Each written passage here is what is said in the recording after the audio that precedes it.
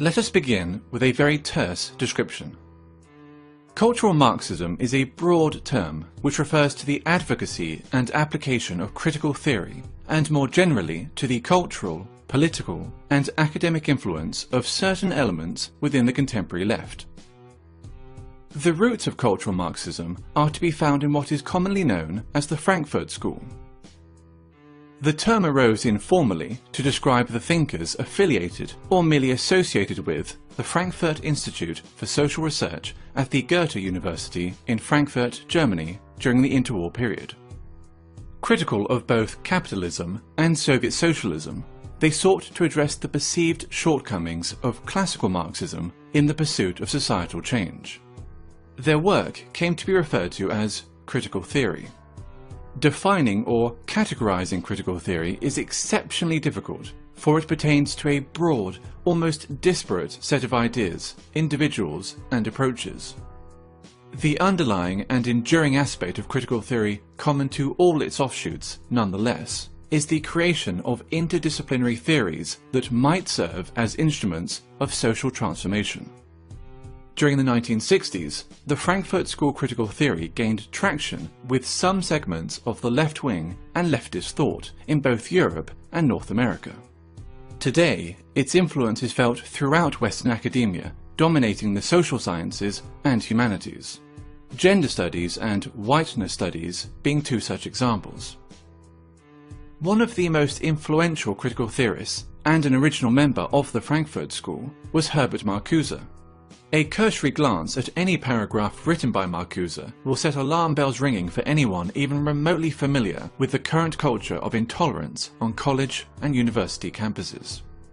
Consider the following passage from his 1965 essay, Repressive Tolerance.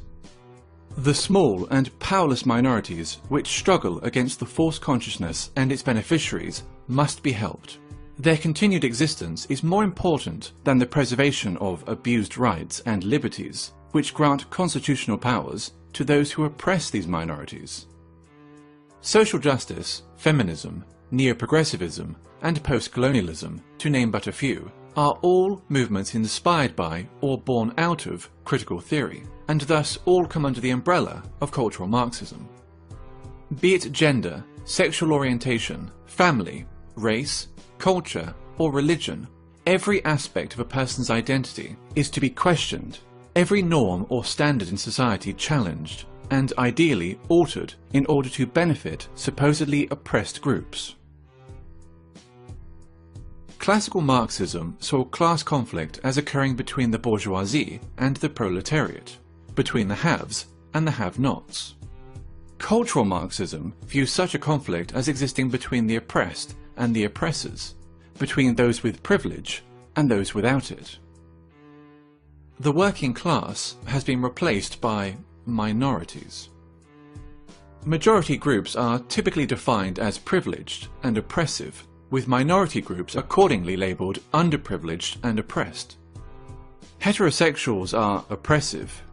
Cisgender people are oppressive. Whites are oppressive, especially white men.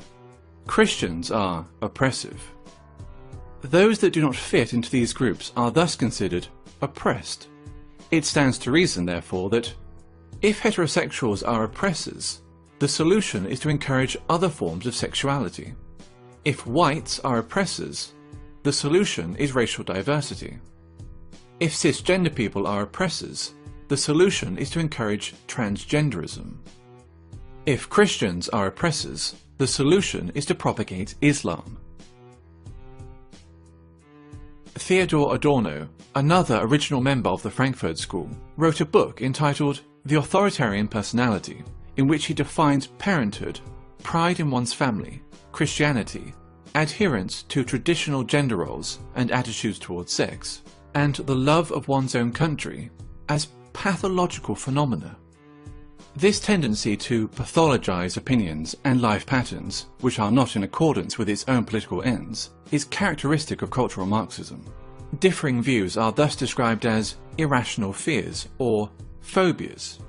For example, a person who feels uncomfortable living as a minority in an area dominated by Muslim migrants may be decried as an Islamophobe, since wishing to live amongst those culturally and ethnically similar to oneself is considered sick and phobic. When Pakistani Muslims living in Britain, by contrast, show in-group preference, converting entire sections of a town or city into a mini Pakistan, there is no sickness, no phobia, only multiculturalism. 20 years ago, there were no Pakis here, no one was doing nothing. But now, the Pakis have made a stamp, man, trust, you know what I mean? Now, think 20 years ahead, boy, fuck knows, man, this is going to be Pakistan. Or England, it's going to be Pakistan, man. They're all fucking shipping over. A popular and propagandist manifestation of cultural Marxism is political correctness, in which media channels and social scientists make it a mandatory exercise to do the following. Question common language. Illegal immigrants, for example, are to be referred to as undocumented migrants, while ethnic discrimination is referred to as affirmative action. Their ambition to define and redefine words can be seen as a means of controlling the discourse and altering cultural norms. Racism and sexism have been redefined as a product of prejudice plus power, which leads to such ridiculous statements as, "There's no such thing as sexism against men," and "I, an ethnic minority woman, cannot be racist or sexist towards white men." Maintain an unwaveringly favourable view of groups which are marked as being oppressed. Islam is a religion of peace. Black Lives Matter is a peaceful, legitimate protest movement. Feminism is only about equality, and so forth. No deviation from the aforementioned narrative will be entertained, ever, nor will criticism. While communism, as Marx envisioned it, offered the resolution of class conflict in a utopian social system, all that cultural Marxism offers is a desolate form of eternal warfare between ever more narrowly defined groups of offended minorities. The only meaningful consequence that its wide application could possibly ever have is the marginalization of traditional European culture.